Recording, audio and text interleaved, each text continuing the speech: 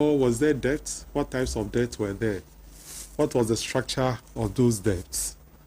Of course, we all know that debt is simply going for money which you don't have in order to be able to put it to a certain use.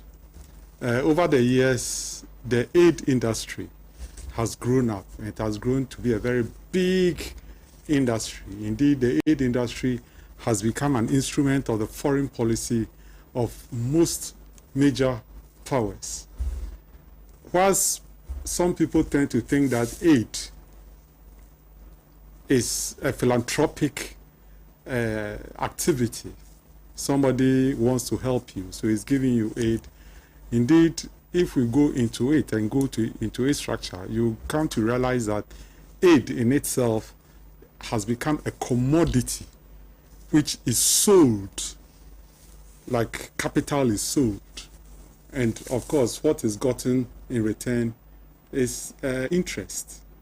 And interest has become a very big thing for the developed countries who give out this aid.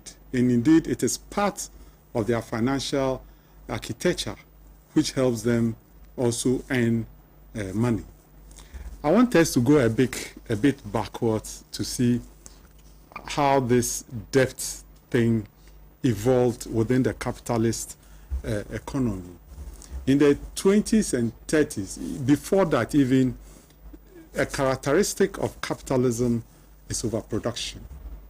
The capitalists produce and overproduce because of profits. And it comes to a time when they overproduce, there's what is called the bust. So boom and bust. The boom years is the production time. The bust is when they have overproduced so much, nobody is buying their commodity, and the factories are forced to close down. There are mass layoffs, there's mass unemployment, and poverty becomes rife within the society. So in marketing, especially in the 1930s, the capitalists thought of a plan that why don't we use debt or credit, for that matter, to finance our forward sales, our forward production. So the working people, especially those aspiring into the middle class, etc., who had a bit of money, they brought about these credit cards. So anybody who held a credit card spent more money than he was earning within a certain period of time and paid it, the collateral being that he's in employment and he will get money to pay. So it financed people's consumption of houses, of cars, of consumer items, etc., etc.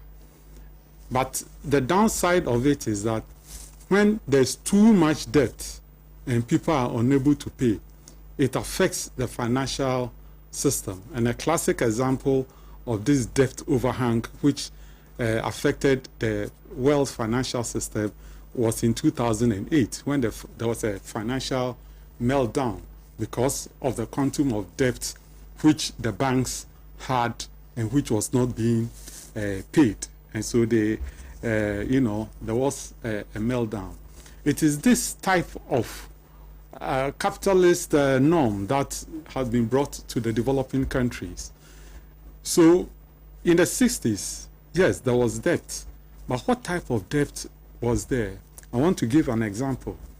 When we were building Akosombo Dam, Ghana paid for half of the cost of Akosombo Dam. The other half was borrowed money. But this investment debt went into a physical infrastructure which could pay for itself.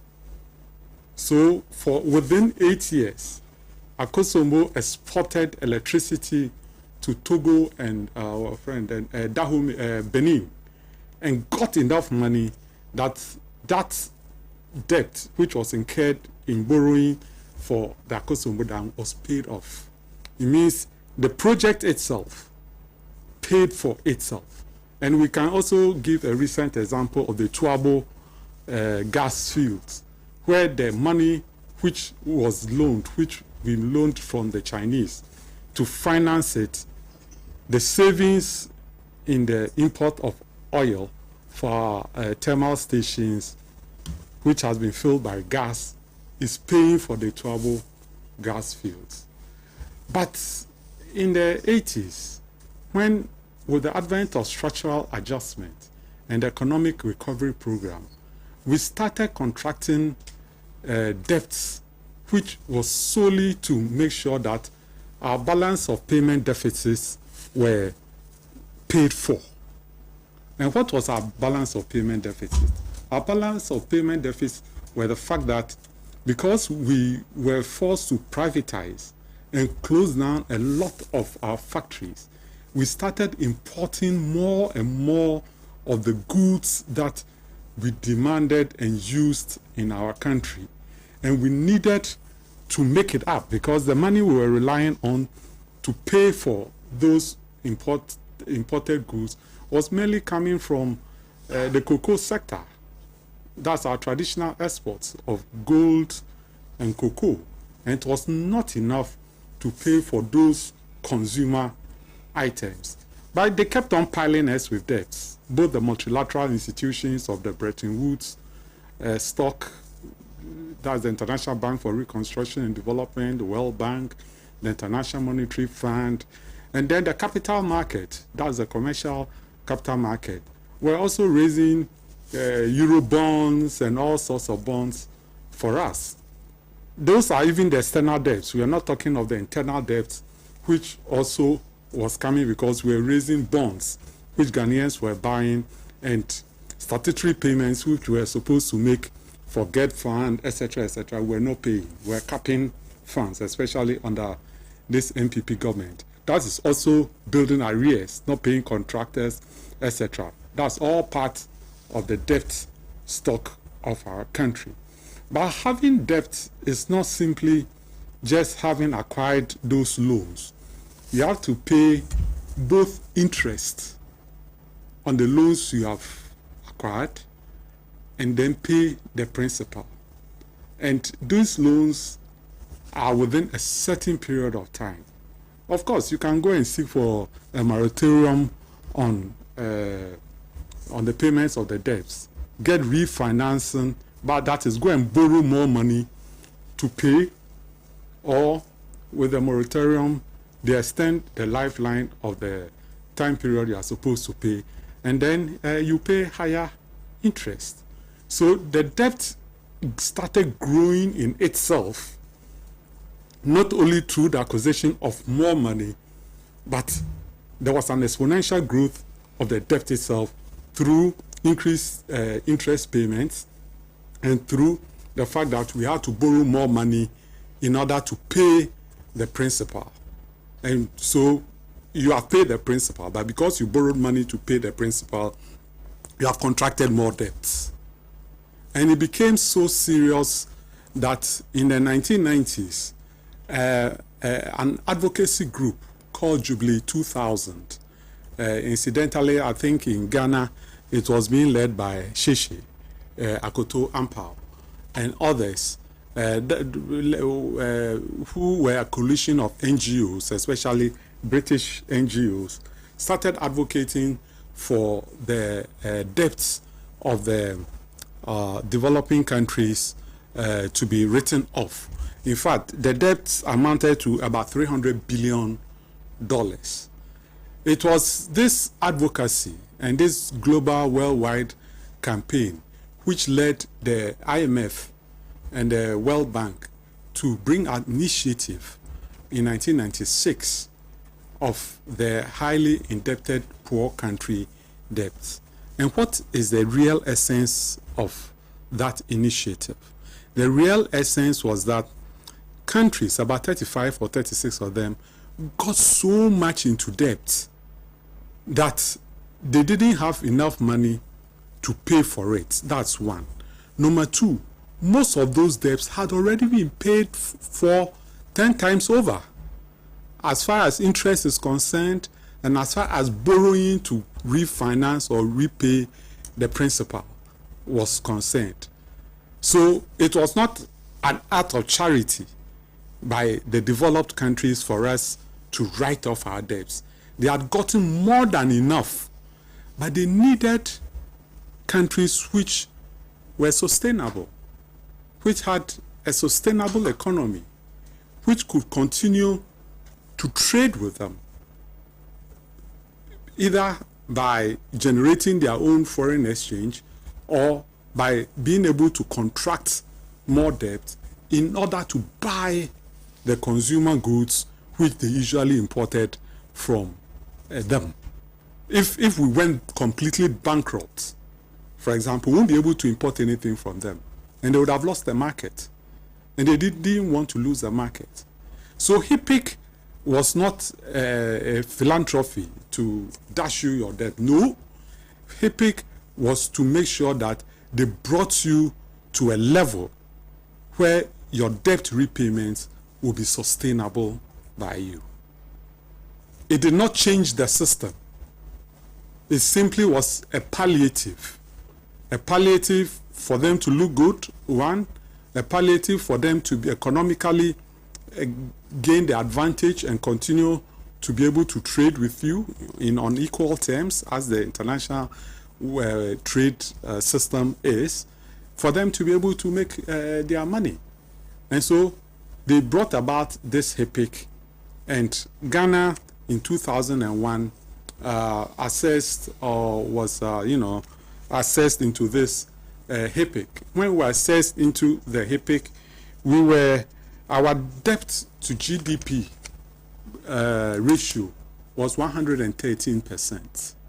It means we owed so much money that the amount of our debt, if put in proportion to the generation of economic activity, it was more than what we generated. And mind you, when we talk of the gross domestic product, it is not everything in the gross domestic product which is owned by the nation. A huge chunk of the gross domestic product, depending on the profile of your economy, who owns what, gets shipped out of our country. So, for example, we say we have oil, we have gold, and increasingly even cocoa now. Cocoa largely is in our hands, but with the entry of Amajaro and other foreign companies, they are also creaming off profits right down from this country at the marketing or buying stage and sending it out. We only earn 1.5% of our gold revenues. The total amount of gold exported out of this country, only 1.5% comes into this country. Hardly any of the foreign exchange is even retained by the gold mining companies to reinvest in our economy. So that part of the GDP, which is accounted for by gold, almost always is always shipped out. Oil, we get only about 13 to 15% of the oil proceeds that we drill in this country, which means about 75% of the proceeds from oil goes out. Of course, it will be calculated as part of the GDP. So if we really want to know the economic activities which is engaged in by Ghanaians, and probably not all, but most who stay in Ghana, is the gross national product. But you hardly hear about the gross national product. So we have a system where, when we are talking of our debt to GDP ratio itself, is a bit of a myth. I mean, it doesn't tell the real story. It is the same when governments came, after we had the HIPC, etc., especially this last government. It resized or rebased the economy. That's also a mathematical gimmick. All that they are telling you is that the size of our economy 4 years ago was worth $1 billion. And now the size of our economy is worth $2 billion. It's a bit of an arbitrary figure which is set. And so, therefore, your debt to GDP ratio has gone down.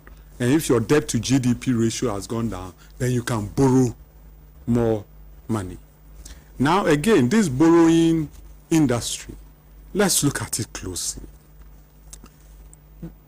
Does all the money which we borrow come into the national economy? And how does it come into the national economy? And what is it used for in the national economy? In the first place, like I said, there's an aid industry. And in the aid industry, there are some people who legally make some money out of it. Both the person who is lending you the money, because he collects interest on it. They have their markets, which you have to go through. They have the insurance, which you have to pay on these debts. Then you have their local people in Ghana here who also cream off part of that money. Some cream it off legally, and some cream it off illegally. Illegally, how do they cream it off? They collect legal rent, that's the arrangement fees. They collect insurance, that's the insurance fees. And most of this, hitherto in the 60s, insurance would be done by state insurance corporation. But now insurance will be done by a private company of their choice. It will not be the Attorney General's office which will do the legal arrangement. It will be a private legal firm. So part of that money goes to them. Then, of course, there's the corruption bit.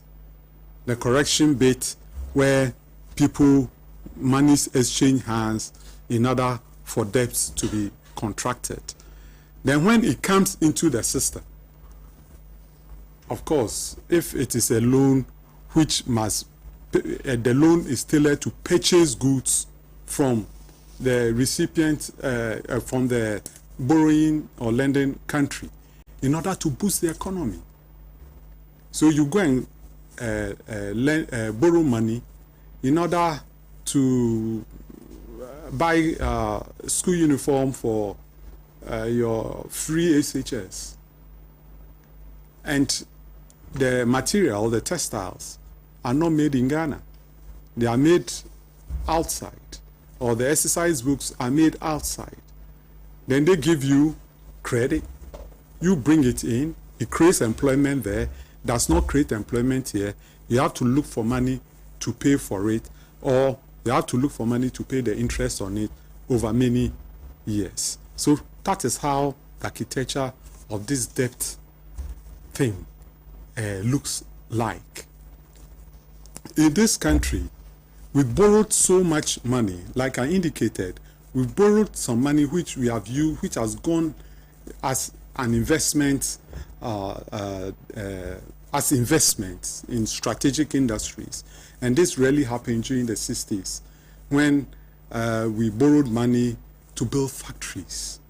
We borrowed money to build physical infrastructure, almost everywhere in our country. And so the expectation was that these monies we have borrowed, which we have invested in productive ventures, will pay for itself. A lot of the factories were import substitution factories. That is, factories which helped us not to import anymore, but to produce the goods that we were was in demand right here in our country. Indeed, we even went further to borrow money to invest in production, which helped us to export in order to get more money. But this, I said, changed because the nature of our economy changed in the 80s. And because the nature of our economy changed in the 80s, we had to import more.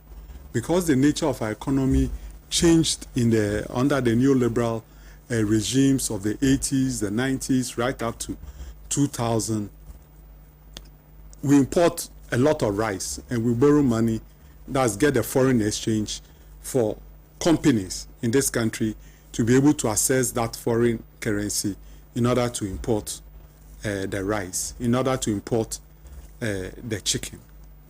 Now, what is happening in our country now? What is happening in our country is that the size of the debt has ballooned because most of the debts, like I said, we incur goes for consumption. And so our ability to pay is very, very, very difficult. And so we always have to go and borrow more money to pay for the debts that we incurred.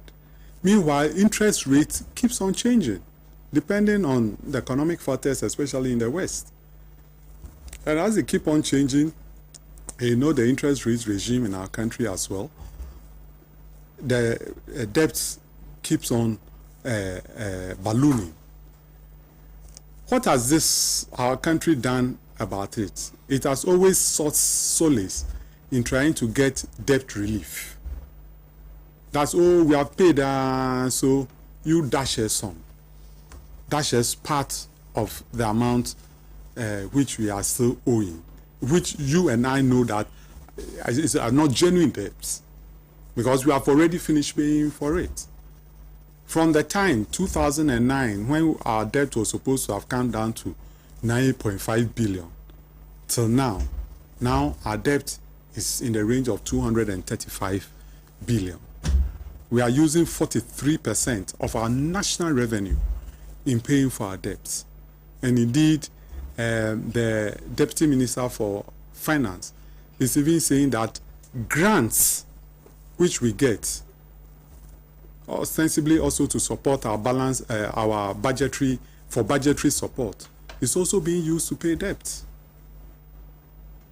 And you know the budget is basically, in our country, because we don't have a national development plan, is basically for consumption. Very little goes into investment. And so when you borrow a lot of money for budgetary support, you know that it is going down the drain. You won't get it back. And so because of that, our debt has kept on ballooning. And despite the rebasing of our economy, which ostensibly was to bring down the debt, the debt to GDP ratio, it has gone high. It is now said to be 68%.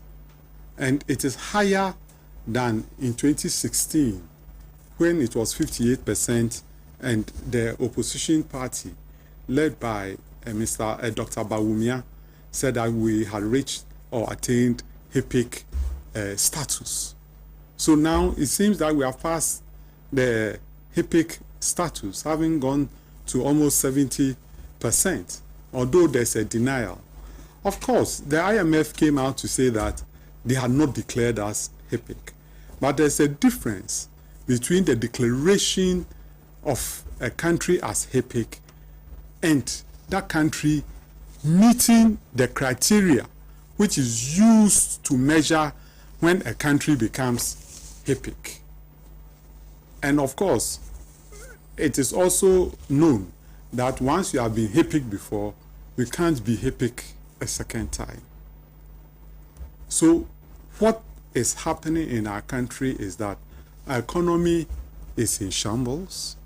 Our economy is debt-ridden, not only externally, but also internally. Because the revenue by government, apart from having difficulty meeting its external requirements of debt paying, interest payments, etc., we are also having difficulty meeting domestic arrears. So the domestic arrears has become bigger and bigger. And because of that, almost most laws which we have passed to ring-fence certain revenue for certain sectors of our economy, we are now, revising it. For example, we had ring-fenced a certain amount of money for GET fund. We had ring-fenced a certain amount of money for common fund. We had ring-fenced a certain amount of money to go into, for example, that's the money from the oil, to go into the stabilization fund, etc.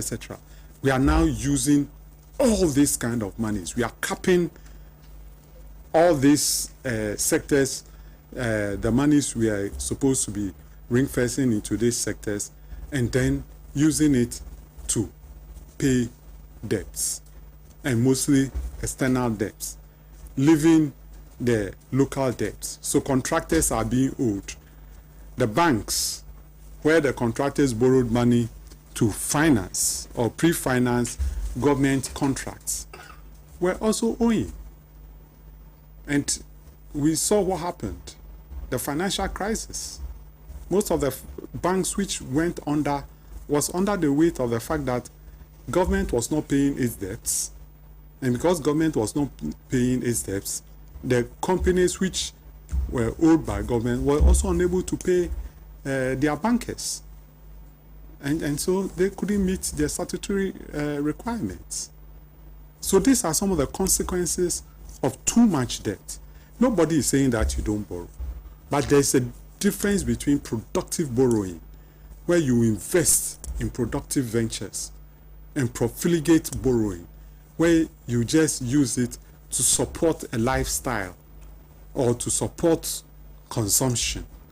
Consumption which only gives you a certain utilitarian satisfaction, but not consumption which helps boost your your economy, like health or anything of that sort. We don't see our hospitals, equipments and technology being upgraded. All that we see is that, oh, bring a mortar. They put it up. What goes in there, the kind of service which is provided, everything is substandard because there's not enough funds to finance it. So these are some of the consequences of the debt overhang that we in Ghana have. And it's a serious problem which we must take seriously. You might think that as an ordinary person is far away from you. But the truth of the matter is that the squalor in which we live in, the raw sewage that we see, the open gutters that we have, the flooding that we have, all the problems that we have is as a result of the fact that public expenditure on these vital and important sectors is lacking. And why is it lacking? It's lacking because whatever revenue you get, you have to use it to pay the debts. I think I'll stop here, and if there are any questions, I'll gladly answer.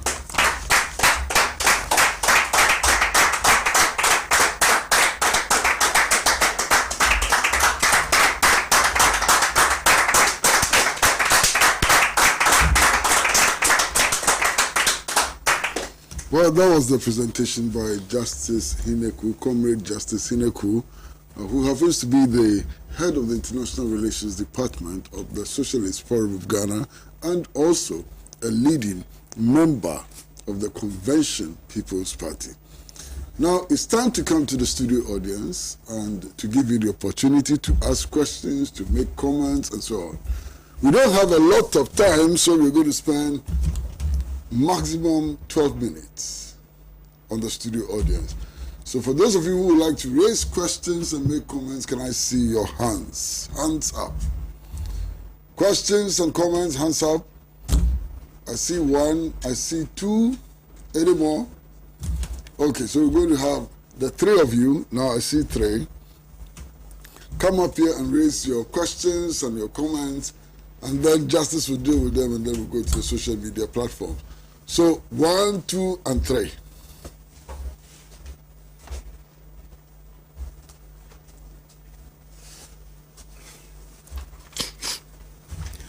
Good evening. About this debt, at times it's getting worried. The leaders that we have in this country, I don't know.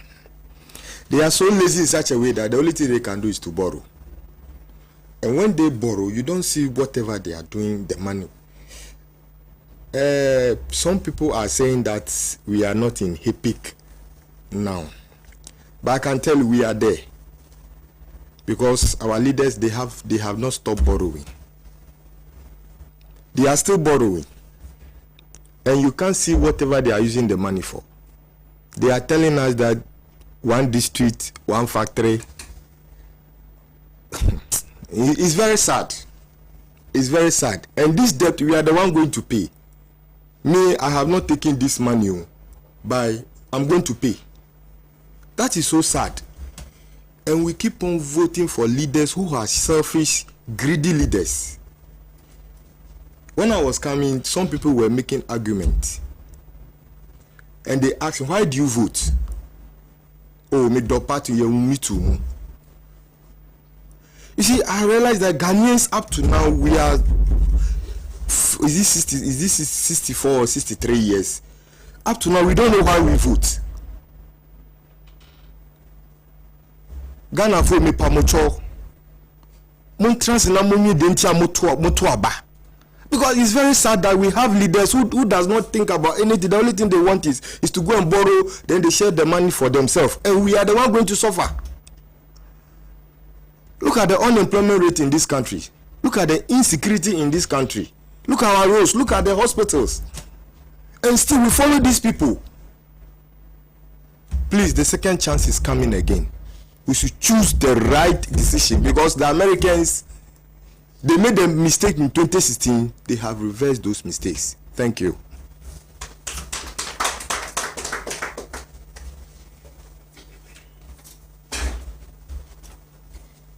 Thank you very much, Comrade Justice. It's always nice listening to you. When I listened to your presentation, I got the knowledge that the debt conditions of our countries are are not an accident, but they are part of the whole conditioning of the neoliberal economic architecture. But a bit I didn't get was the credit card analysis you made, that countries got into debt, that they were compelled to use credit cards. Because, for example, for developing countries, I don't remember the state of our development where the middle class needed to use credit card as a way of, repositioning their debt situation. So if you can place some more emphasis on that, I'll be grateful. Thank you.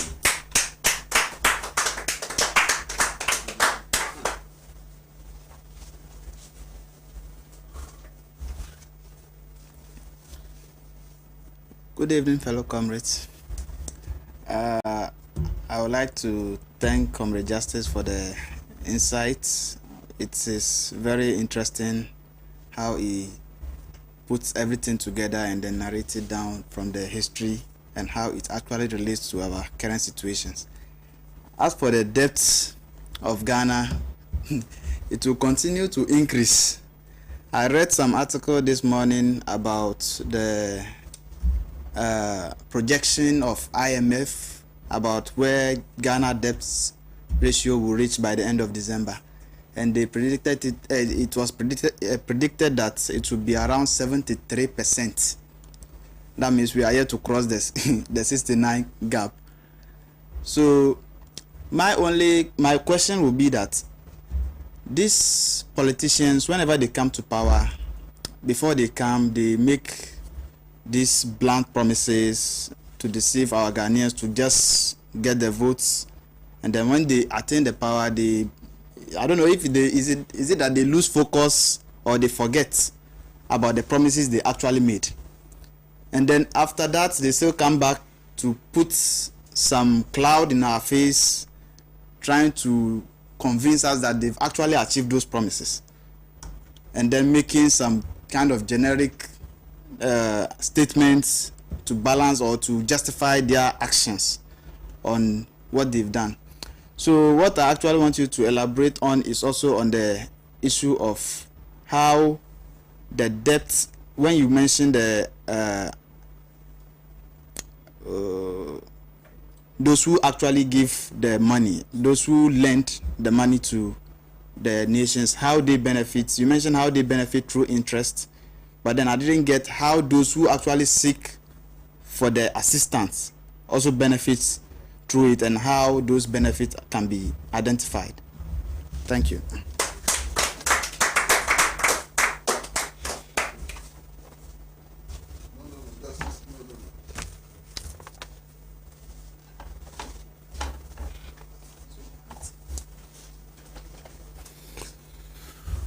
Well, we're getting some questions also on the social media platforms, and there's this from Charles Thompson.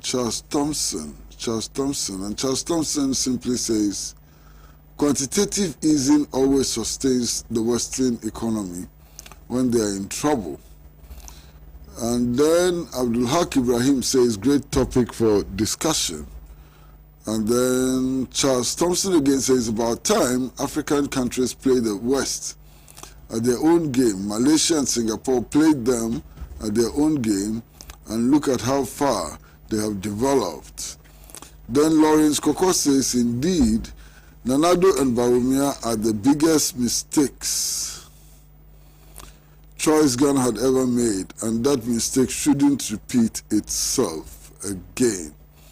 And it says, never again should we elect these people to power. So these messages came from the Facebook, so we would like to invite Comrade Justice Henaku to respond to this and other studio comments.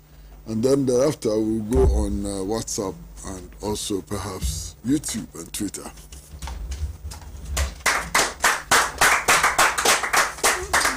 Thank you, Kwesi. To start with Blaze's question, what I was trying to aim at was to explain what debt, the essence of debt within the capitalist system.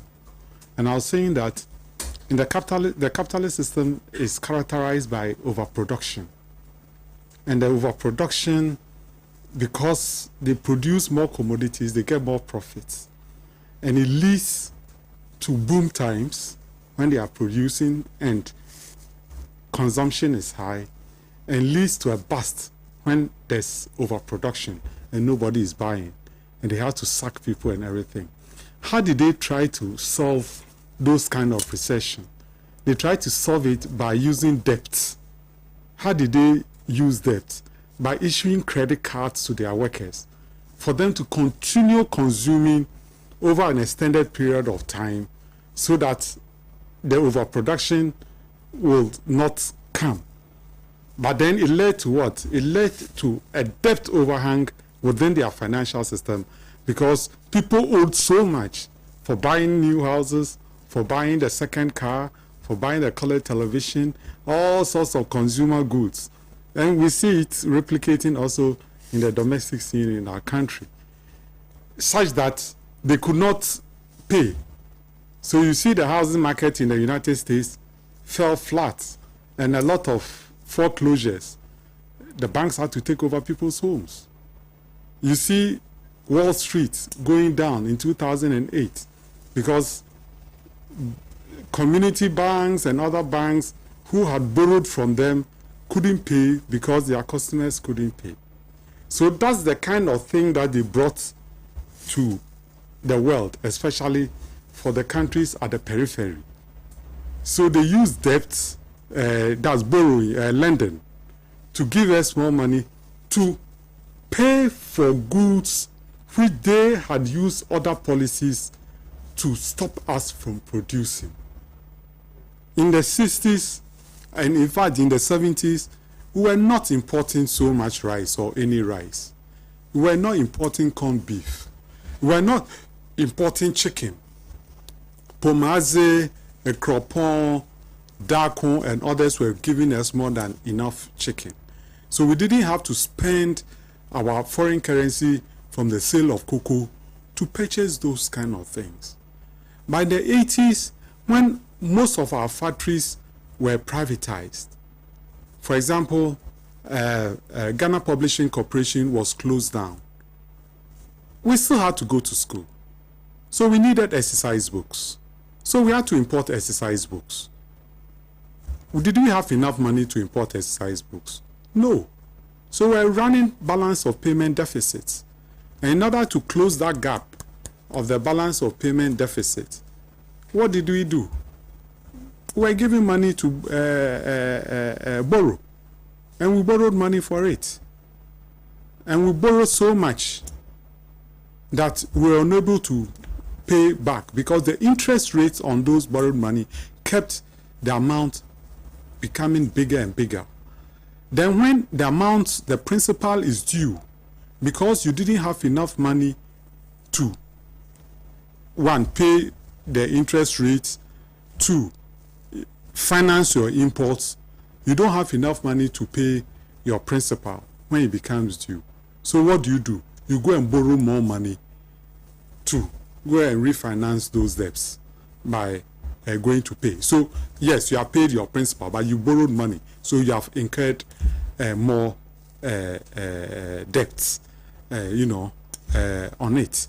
So it becomes a spiral. It keeps on spiraling and taking a life of its own and becoming bigger and bigger because production has contracted. And because production has contracted, you can't produce enough to generate enough money to pay for it. Now, I was asked this question about who benefits from the debt. Is it only the person who is lending the money who benefits? No. The person who is lending the money benefits because his capital, his idle capital, is being given to you to use. It's going to attract interest. So you are going to pay for the money you are borrowing. That's one.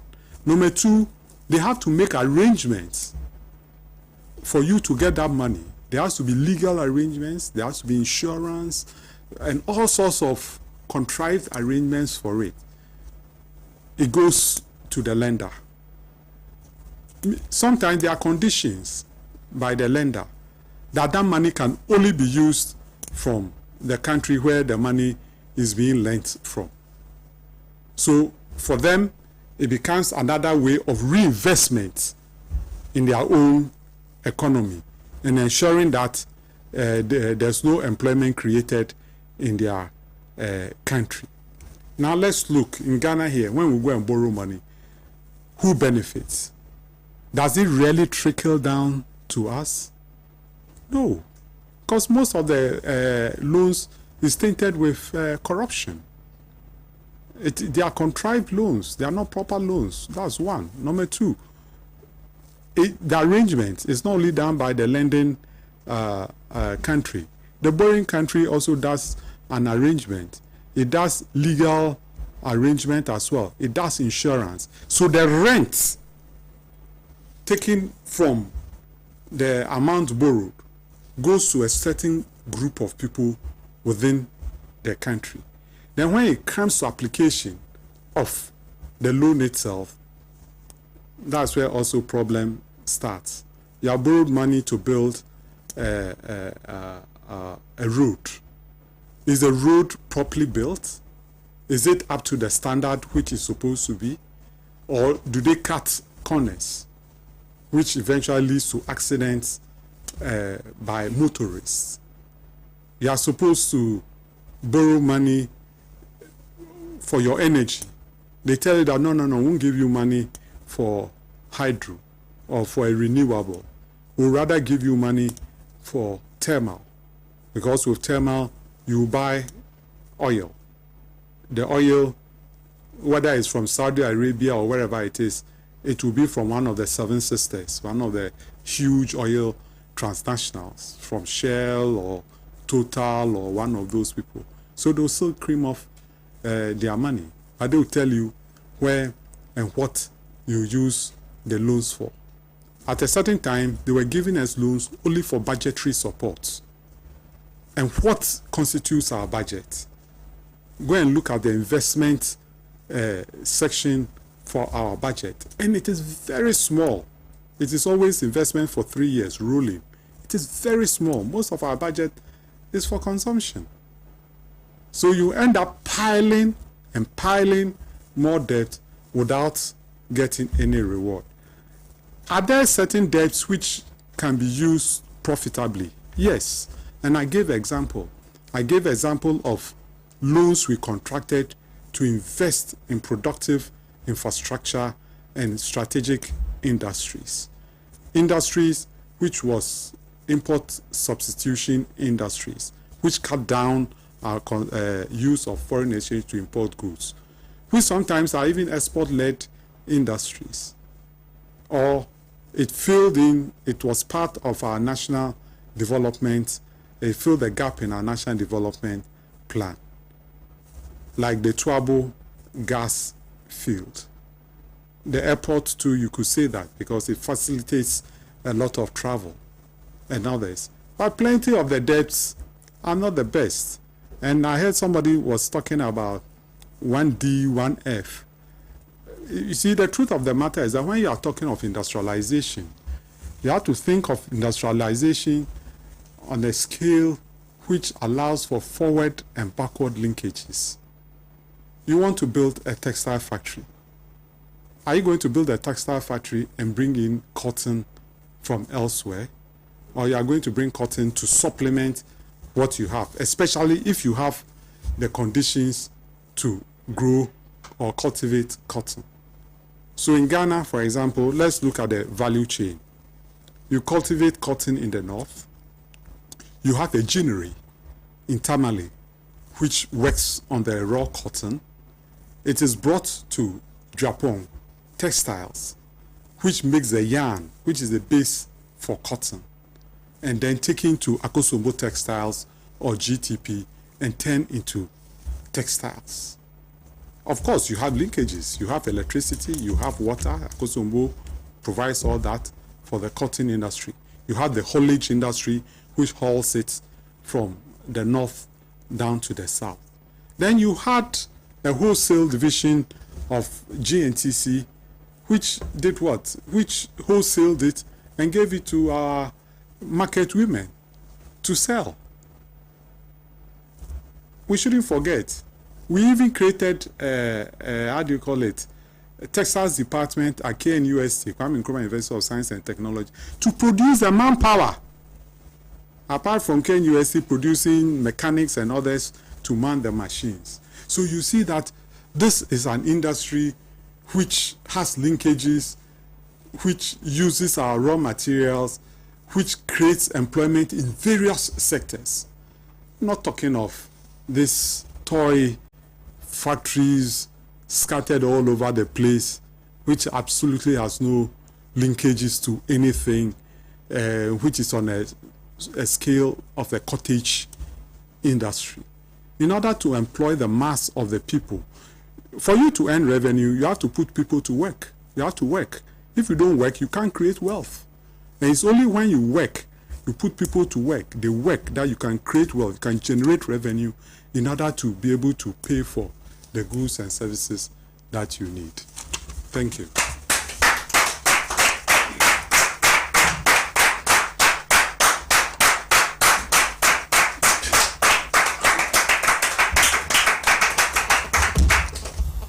No comments. We're still getting some messages on our WhatsApp platform, and I'd like to read a few. This one is from a guy called Edu Jemfi from Badu in the Tyne district. He says, "Good evening, fellow intellectuals. The topic for today's discussion is so educative to us, the youth. We will never sit down this time around to be manipulated by people who have no future for us. Family and friends governance will soon be over through the tentacle of the brain." This is from Edu Jemfi. Edu Jemfi calling. Don't forget Donald Akotoche. So it says, "Good evening, comrades. We need to understand that the public debt is important and valuable if it is invested in economic and productive ventures that can repay both the principal and interest as a result of projects undertaken within the medium. We also need to cut down our expenditure. You can imagine the number of ministers we have now. So sad." And this is from Charles Dakora in Tamale. Charles Dakora in Tamale. This is from Joe Banson from Ekropon. Says, "A big ayeko to justice. God bless such men for impacting great knowledge." Joe Banson from Ekropon. Samson from Bato. Right. It is sad though. Our leaders will never bring us quality education to our doorsteps. They always keep most Ghanaians in the dark for them to continue their indecent acts. How many Ghanaians understand this economic analysis? And this is from Samson. Samson from Bato. This is from Ibrahim from Nima. It says, I still hear you emphasizing the need to borrow from the Europeans. My question is, why must we keep borrowing? Can we start advocating for better means of developing our nation like Kwame Nkrumah did? Like Kwame Nkrumah did. Wow.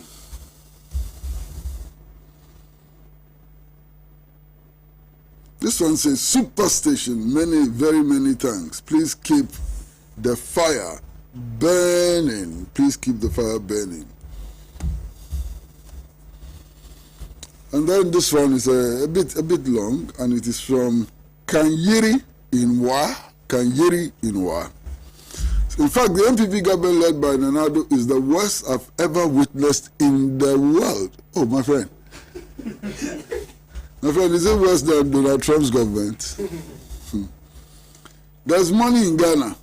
We will protect the public purse and so on. Was the anthem rehearsed by Nana and the MPP in their 2016 campaign message, only to come and disgrace Ghana in the face of the international community.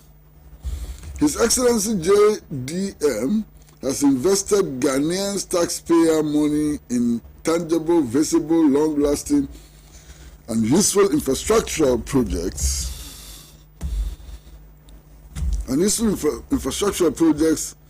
That have won the highest recognition and reputation for Ghana. What has Nana Akuffo-Addo done? And the question marks are for. Tell Nana Addo and his MPP government to issue financial clearance to the 2018 referral group of nurses and midwives too, as well as posting before December 2020.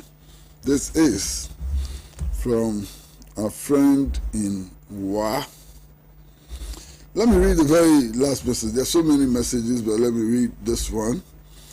And then we can bring Justice to the microphone to close in 2 minutes. He says, it seems if you don't borrow, we cannot even pay the interest payments and the principal. Wait. If you were president, what would you do differently to support the budget other than borrowing? And this is from Kwabena Piasa from Drobo. Kwabena Piasa from Drobo. At this stage, we'd like to bring Justice back to the microphone, and we'll give him 2 minutes to round up.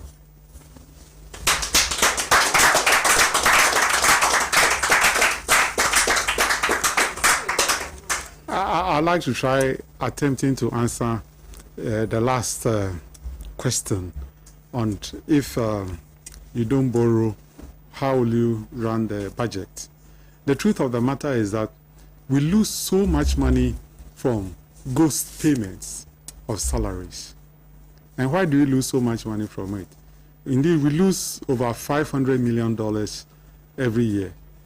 And we do it because we are to do three things. We are to do an integrated payroll payment program and a human resource program to match with it, and have an audit system automated, plus the gift mix. The gift mix is that in real time, any payment which is being made within the public space will be able to be seen so that there will be managerial control over it. We have only done the IPP as the integrated payroll system.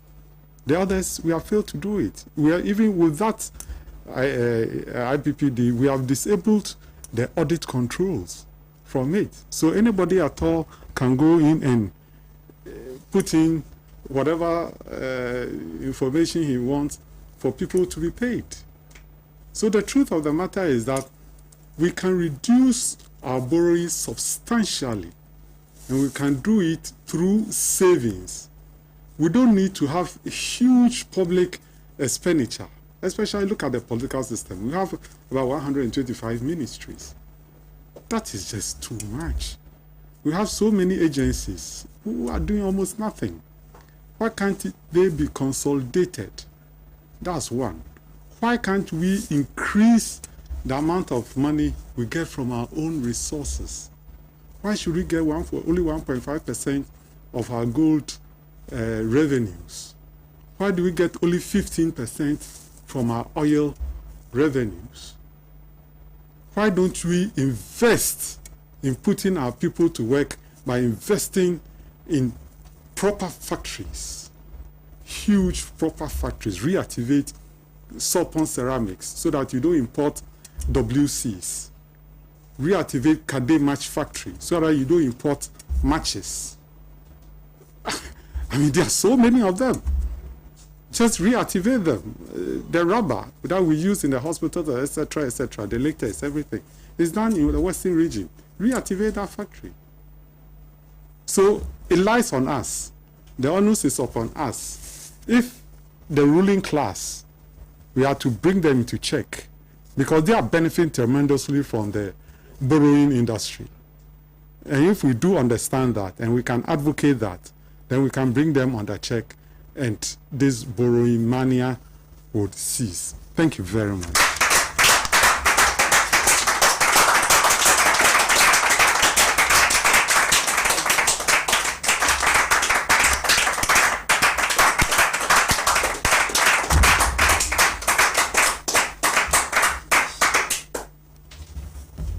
Well, friends and viewers, this is all time would allow, and we are drawing the curtains down on this program. Indeed, for us in the studio, we know something very significant has happened today. Today we've had an all-female production team. Sawal has been sitting behind the console directing this program, and Loretta Nade Ashi has been the producer for this program. From all of us, Pan-African Television, cameramen, makeup artists, everybody, studio audience and everybody, we'd like to thank you all very, very much for allowing us into your homes, allowing us onto your phones, and allowing us to participate in this conversation with all of you. The best happens at Pan-African Television. Best in music, best in sports, best in news, best in current affairs, best in everything. So please keep your dial on Pan-African Television until we meet again next week to discuss even more interesting topics. Bye-bye from all of us. Bye-bye.